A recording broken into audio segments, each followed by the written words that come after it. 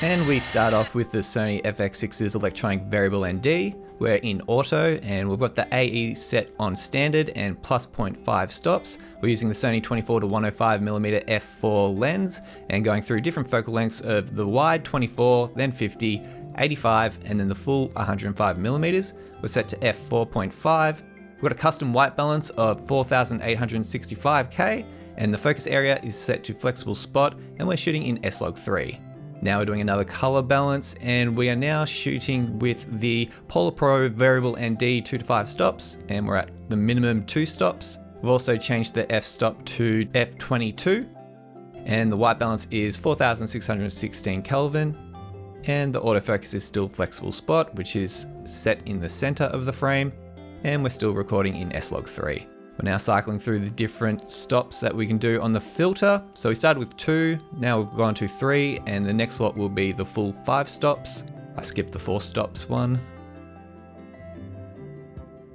And one of the benefits of the electronic variable ND in the FX6 is it goes to 7 stops. So unfortunately on this filter it only goes to 5.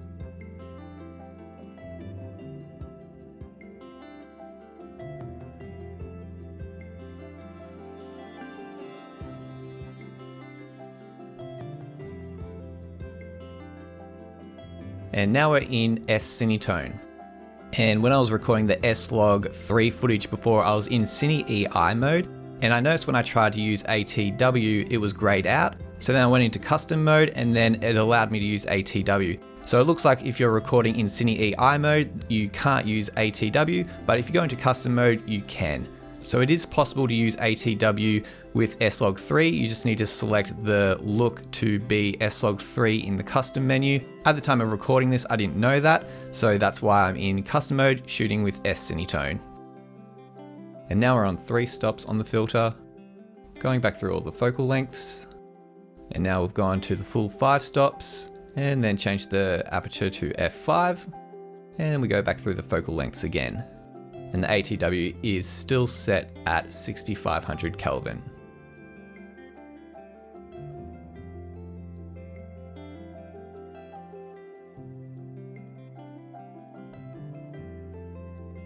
Now back to the electronic variable ND in the Sony FX6, and the AE is set on standard and I've changed that to 0.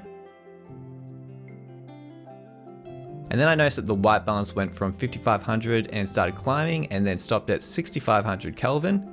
So that's what the camera did. I'm not saying that I'm happy that it did that, but they're the outcomes.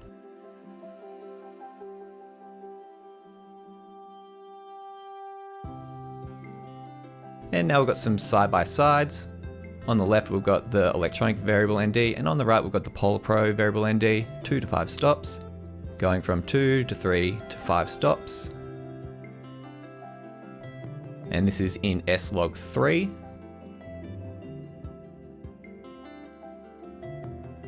And now you can see the S-Cinetone side by side. On the left, we've got the electronic variable ND still, and on the right, we've got the PolarPro variable ND. And you can see the difference between S-Log and S-Cinetone.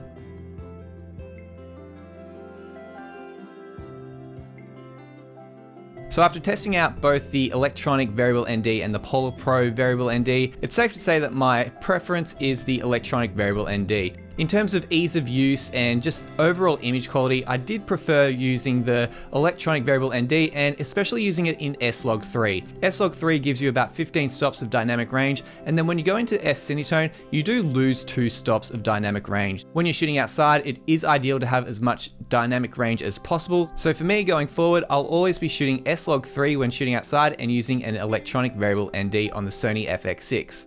I did find that when I was in custom mode and using the ATW that it wasn't as responsive as I was wanting it to be, and it wasn't giving me necessarily the results I was expecting all the time. But it is interesting to note that I could use SLog3 if I am in custom mode and I just select no LUT on the base look, and then if I really wanted to use auto tracking white balance, I do have that option.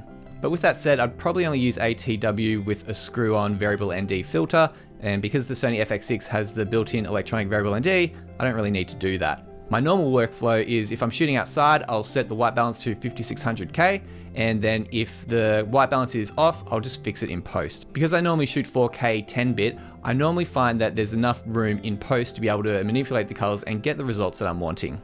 And that's the video. I hope you found it helpful, and if you did, please give it a like, and if you haven't already, please consider subscribing to this channel for more videos on video creation in the future.